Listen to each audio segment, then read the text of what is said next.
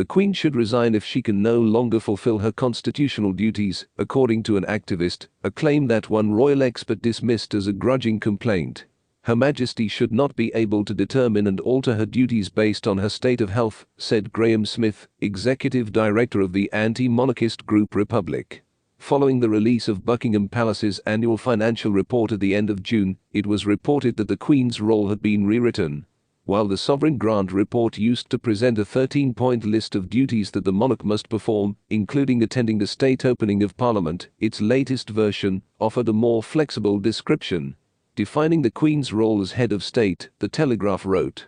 The revised description of the Queen's role says that she encompasses a range of parliamentary and diplomatic duties, and that she only hosts other visiting heads of state when appropriate or necessary. The monarch's new job description places a heavy emphasis on support from the royal family at large.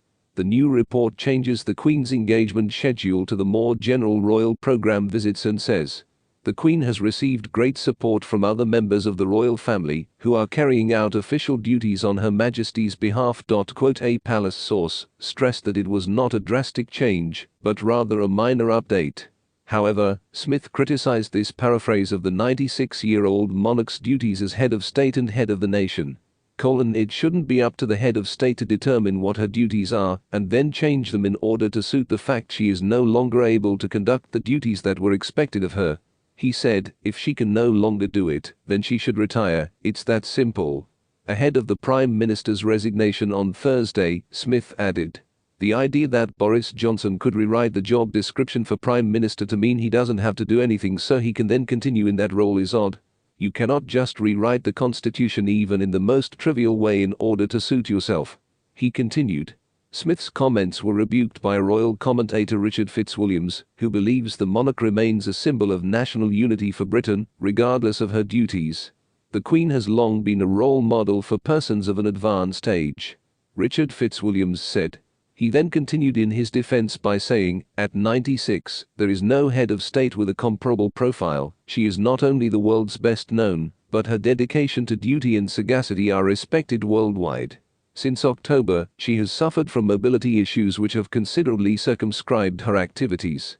It therefore makes sense to remove duties which she must fulfill from the description of her role in Buckingham Palace's annual report.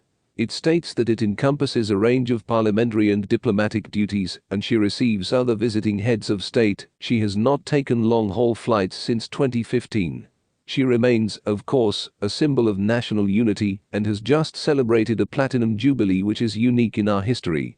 It is extraordinary that in a grudging complaint, Republic cannot, in an era where we are more caring as a nation, understand these changes. The Queen is, of course, supported by the wider royal family, which is as it should be. Naturally, as she gets older, they do more. This was always as Fitzwilliams noted. The Queen, who is celebrating her 70th Jubilee this year, has reduced her duties in recent months because of episodic mobility issues. Her remarkable ability to communicate virtually has also been a very considerable bonus during the pandemic. The palace said at the time doctors had advised the Queen to rest for a few days. It later emerged that the sovereign had been taken to the hospital for preliminary testing that same day. The Queen only left her residence for official reasons in March, while attending Prince Philip's Thanksgiving service at Westminster Abbey.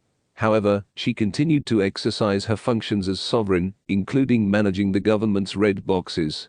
Received and met daily either virtually or in person with foreign diplomats and leaders. Major events left out in recent months include the National Service of Remembrance in November, the Commonwealth Day service in March, and the Garter Day service in June. In May, at a crucial time in his preparation for the throne, Prince Charles delivered the speech in the Houses of Parliament, in lieu of his mother's absence. He was mandated to perform this important constitutional duty as one of the 4 councillors of state, by a patent issued by the monarch. He was joined by another councillor, Prince William, and his wife, Camilla, Duchess of Cornwall. The Queen pledged to serve the country and the Commonwealth throughout her life, during a speech she delivered aged 21, as heir to the